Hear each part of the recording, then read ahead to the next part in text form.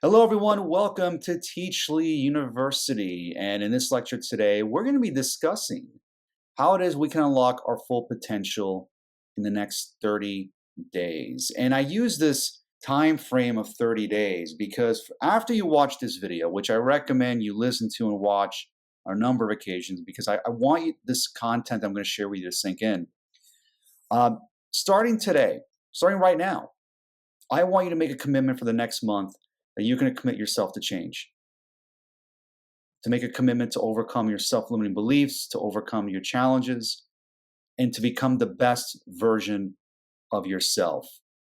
And I think that you'll see as I discuss some of this content throughout this lecture, you'll discover that many of us really are not living our full potential because we're embracing bad ideas or we're thinking and acting in ways that are not producing the desired results we wish to have in our lives.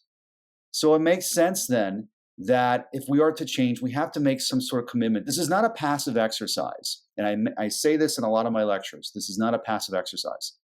You want to make a commitment and live a life of intention where every day you're going to intend to be the best version of yourself. This process isn't necessarily easy because we have to sort of reprogram our minds in such a way where we have to overcome some of these negative thought patterns we've held for years or decades. And that takes a commitment. So we're going to be examining Maxwell Maltz's book, Psycho-Cybernetics, which I've examined in some of my other lectures, including Bob Proctor as well. So we'll be exploring some of their wisdom and their content that I think will be very beneficial. So to start off, Maltz says that your nervous system cannot tell the difference between an imagined experience and a real experience. He further adds that conscious effort inhibits and jams the automatic creative mechanism. Let's dive into this. So when he talks about that the nervous system cannot tell the difference between an imagined experience and a real experience, he's talking about more of the subconscious mind, where subconsciously the vast majority of our habits, the vast majority of them are ingrained subconsciously, where we engage in these habits every single day without us even realizing them. And a lot of what we imagine, we use our imagination every day, whether we realize it or not. We tend to think about worst case scenarios, or we keep reliving the experiences and the memories of the past. And when we relive these memories, subconsciously, we can't tell the difference whether they happened yesterday, whether they're happening right now. Okay? So we're always, in a lot of ways, we're always living based on the experiences of the past. So what he's talking about here, and what I'm suggesting is that starting today, you want to start making a commitment to start thinking and acting in ways as if what you would desire is already in the present moment right now. Or put it another way, you're walking into your future in the present moment. And to begin to imagine and feel as if what you want is already in your current reality. And what this does is this is not, now I want to stress, this is not about living in denial, okay? This is about to reshift your focus from what you don't want to what you do want. Okay. And that is the theme of Maxwell Maltz's book in Psycho-Cybernetics, right? That we have a built-in success mechanism where our brains are kind of like a laser guided missile that once we begin to focus on something, we move psychologically and also physically, right? We begin to think and act out in ways that move us towards a desired goal. So we want to start to reshift our focus and pay attention to what it is that we do want and imagine and experience it in our minds as if what we want is possible. It's about possibility here. And to begin to every single day walk into this desired future. That if we do this enough times, eventually it becomes real. It becomes manifested in our lives. And what Maltz suggests here, when conscious effort inhibits and jams the automatic creative mechanism, what he's talking about is that when we try to force outcomes or predict an outcome, we try to force things, we try to get in this frenzy. We have this hustle culture that we live in today. We're always trying to stay busy and to force outcomes. But when we try to force outcomes, we actually get in our own way from bringing forth what it is that we truly want and what we want to create. It's not about forcing an outcome or predicting. It's about creating. And that means we don't know necessarily when what it is that we want will arrive in our lives. And we also have to exercise patience that this process does take time to overcome self-limiting beliefs, maybe some health challenges, or whatever sort of or challenges that you experience in your life. Financial, of course, is a very common one as well, financial challenges. It requires patience and some effort. But the effort that I'm talking about is not when you're forcing an outcome, is that every day you're making a commitment to be aware of your thought processes and your behaviors and to make new choices and decisions where you enter this state of flow where you're not so much concerned what other people think, you're not concerned about time, you're not concerned about yourself. You're embracing the process of transformation and creativity. And that's what Maltz is suggesting here. So Maltz then says, it is no exaggeration to say that every human being is hypnotized to some extent, either by ideas he has uncritically accepted from others, or ideas he has repeated to himself or convinced himself are true. These negative ideas have exactly the same effect upon our behavior as the negative ideas implanted into the mind of a hypnotized subject by a professional hypnotist. A profound statement by Maltz because, and again, this book was written back in the early 1960s. And I would argue this is what he's saying here is just as relevant today. All of us are hypnotized to some degree. We've been hypnotized by ideas that we think about and we contemplate, ideas that not only we've come up with, but ideas that have been impressed upon us by society, by our friends, by our family, by social media. I would argue social media is a big culprit in how so many of us are hypnotized to think and act in ways that are producing a lackluster life. We're hypnotized to believe that we're not good enough, that we're not intelligent enough, we're not attractive enough, so on and so forth, to live a better life. We've been hypnotized. And once we become aware of this, then, and this is why metacognition and self-awareness is so important. Once we become aware of this, then we can start to then become much more deliberate in making new choices and decisions that can help us snap us out of this this sleepwalking. I think that maybe that's one way to put it, that we've pretty much been in this hypnotized state. He further adds that the important thing for you to remember is that it does not matter in the least how you got the idea or where it came from. You may never have met a professional hypnotist. You may never have been formally hypnotized. But if you accepted an idea from yourself, your teachers, your parents, friends, and advertisements from any other source, we can interchange social media in there with advertisements, right? And further, if you are firmly convinced that idea is true, it has the power over you, as the hypnotist's words have over the hypnotized subject. Ideas in of themselves are powerful, especially the ones that we embrace and we believe.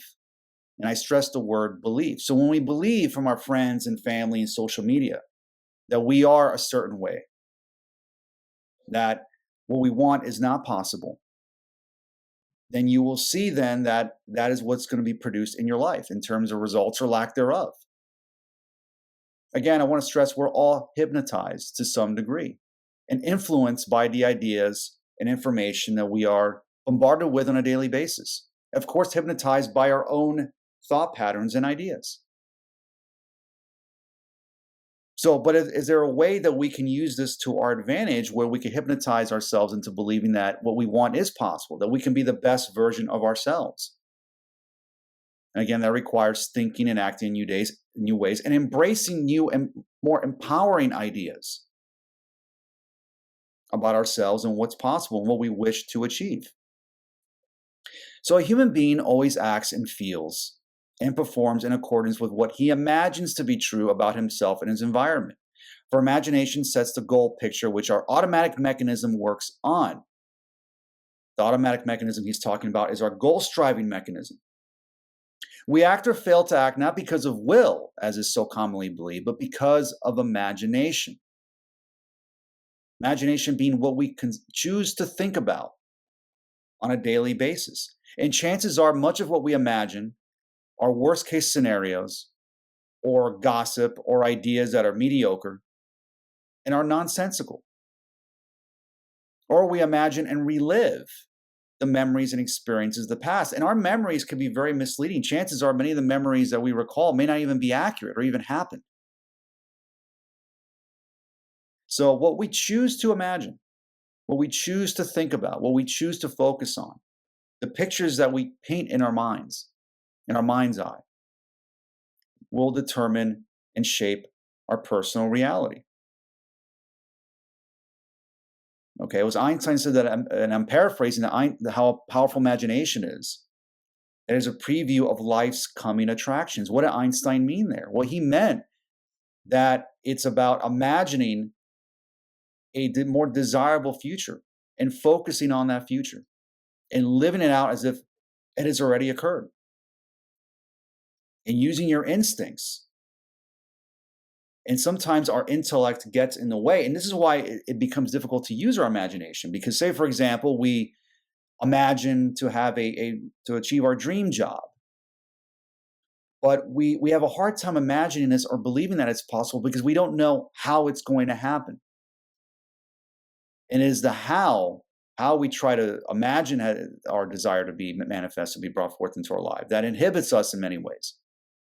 So it makes sense that we shouldn't worry about the how. The road will reveal itself to us once we begin to focus and move in the direction of where it is that we want to go and what we wish to imagine and be brought forth into our life. When you stop becoming overly analytical, and actually, let me go back real quick.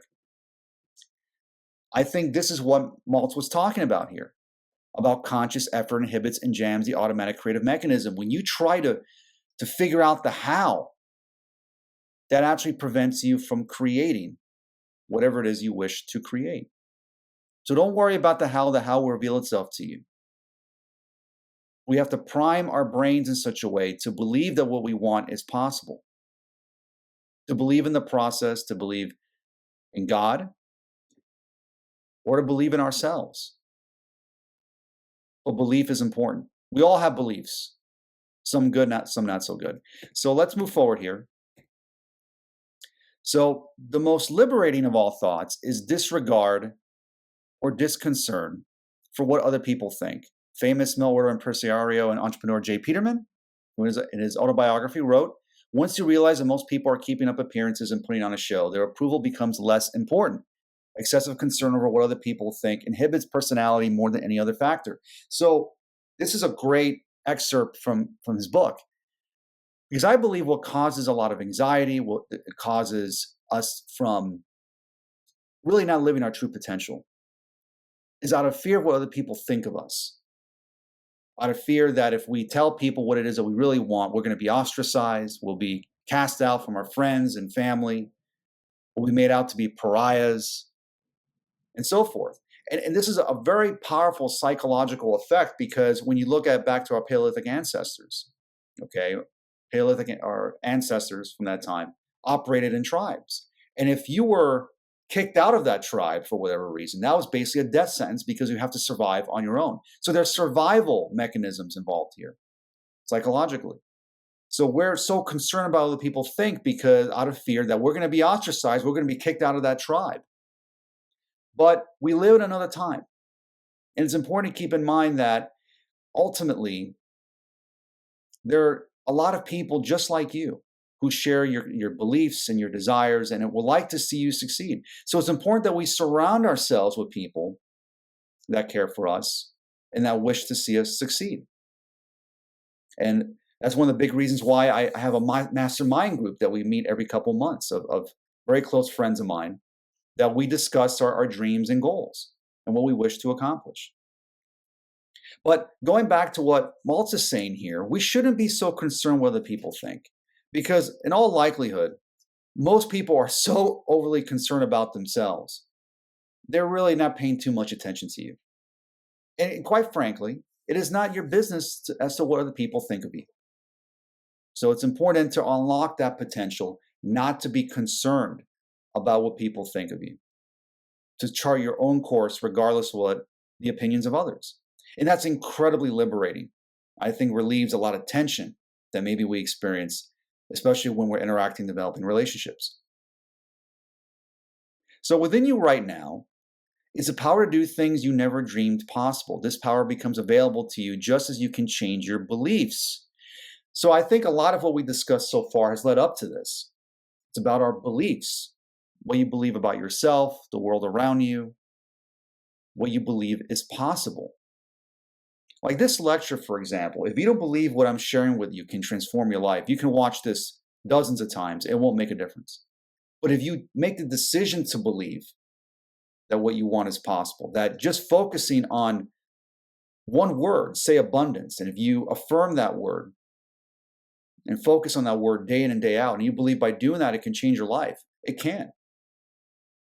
So your beliefs are immensely powerful. And this was a revelation for me, where for a long time I would read personal development books. I would, I read all these books and content and videos. And even though I was aware and knew of all this content, I deep down didn't really believe it was possible. Or I didn't really believe it could work. And it wasn't until I began believing in this process and believing in myself and believe that there is a higher power out there, that if we somehow at least communicate with it and embrace the unknown, then my life and your life can change. So again, beliefs are immensely powerful. To unlock your full potential, you have to believe that you can unlock your full potential. And to cultivate these beliefs, it starts with our habits and the way we think and the decisions that we make. And that starts with our self-image. So our self-image and our habits tend to go together. Change one, you automatically change the other. The word habit originally meant a garment or clothing. Our habits are literally garments worn by our personalities. They are not accidental or happenstance. We have them because they fit us. They are consistent with our self-image and our entire personality pattern. When we consciously, deliberately develop a new and better habit, our self-image tends to outgrow the old habits and grow into the new pattern. In order for us to change, and this is something that Joe Dispenza talks a lot about when I've listened to some of his lectures and read his work, to change your personal reality, you have to change your personality.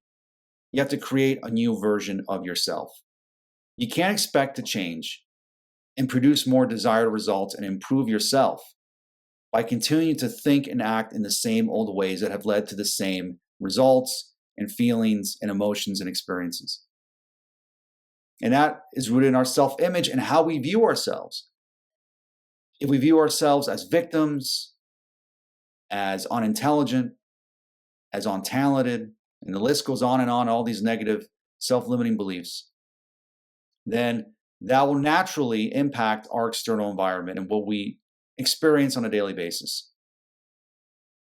So it requires then that if we are to change, we have to start, again, adopting new habits and new thought patterns and new behaviors. And that takes some effort. It does take some work because it's not easy. We're overcoming some of these self-limiting beliefs and habits that we've been doing for years. And that takes some time. But when we use pain and pleasure as leverage, and this is something Tony Robbins talks about, when you use pain to your advantage, when you come to the conclusion that if you don't change, you're just going to experience more pain in your life, then you will have no choice but to begin to make new choices and decisions that will improve your life and outgrow these old habits. And you grow into a new pattern of thinking and behaving. And you become a much more powerful person. And to sort of illustrate this, and I'm borrowing this diagram, I've used this before, this is from Bob Proctor's work, where that's this circle here, right? We see two circles. The top part is our conscious and subconscious mind. Now, I want to make clear that this sometimes oversimplifies how the brain works. The brain, there's different parts of the brain that are firing and wiring different neural connections during different parts of the day when we're engaged in different activities. Okay, but for the purposes of this lecture, we want to try to understand that the conscious mind is really how we analyze and interact with our external environment. We use our five senses. We hear, see, smell, taste, and touch. And the conscious mind is a thinking mind where it can accept or reject and originate ideas. So we can choose, for example, if we are given an idea from, say, social media or from friends and family, we can choose to accept or reject that idea, or we can come up with our own ideas about ourselves. So the conscious mind is where our imagination comes in, reason, will, perception, okay? And through repetition, this is why affirmations are very powerful. When we consciously affirm and use affirmations to say, like, I am wealthy, I am healthy, I am unlimited. And you can get much more specific with these affirmations. over time, that's impressed into the subconscious mind. So, what is a subconscious mind? Well, it's the emotional mind. It works on feelings. It must accept all information and press upon it through repetition or emotion. So, an idea in and of itself doesn't necessarily have power unless we give it emotion. Once we give this idea emotion, we impress it upon ourselves enough times, it becomes a habit or a belief. And that is how many of our habits and how we develop skills are formed, are through repetition. You think about driving a car, for example. When you first learned how to drive a car, you weren't sure how to operate it. You were learning how to put the car in park and drive and learn how to change lanes, all the different traffic laws. You had to learn all of them, etc. But now driving becomes an automatic behavior and skill because it's been done through repetition. This is how a lot of our habits are formed and beliefs are formed, is through repetition, through repetitive thoughts and actions and behaviors that over time have cemented our personality. So then the bottom part, that bottom sphere represents our body, which is the doing part of our personality. Okay, it controls the action and behavior part of our personality. So we have an idea. Let's say, for example, we want to reach out to a potential mentor who you think can help us. So we have this idea. You have this person in mind, and you tell yourself that you're going to contact this person. Maybe you have some doubts. You're not sure in the beginning that you think that reaching out to this person is a good idea. But you, with your emotion and feeling, imagine that by contacting this person is going to be your mentor and help you succeed in whatever field you're trying to succeed in. And you do this enough times, subconsciously, it becomes an empowering feeling. And that causes you to act. So you pick up your phone, you send an email to reach out to this person. Okay. So, but what ends up happening, what disrupts this process is that when we try to figure out how an idea is going to be brought forth or brought to life, we don't know necessarily how it's going to happen. Okay. But it's important then to embrace and feel what it is that what you want is possible.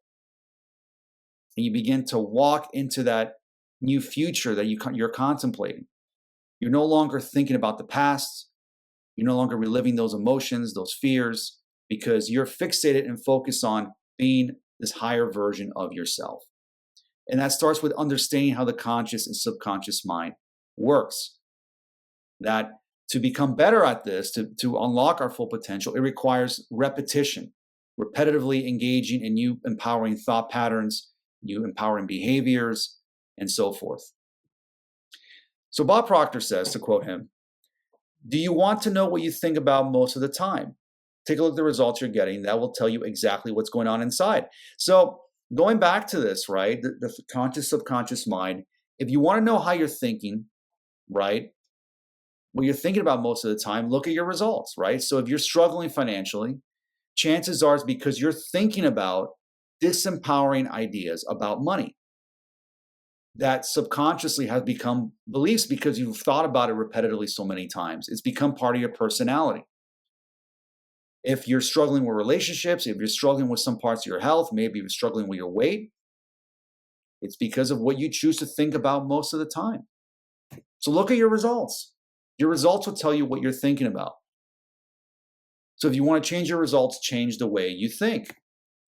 And Proctor later adds, "Wake up winners are wide awake." Let's dig into that for a moment. Wide awake, what does that mean? That means that these people are aware. They're aware of their thought processes. They're aware of how they think. They're aware of their results. And if they don't like their results, they're willing to change them. To put it another way, they are alive. Many of us are sleepwalking. And I've been guilty of this, where we just go through these automatic behaviors without thinking about if the way we're thinking is actually producing these desired results or lack thereof.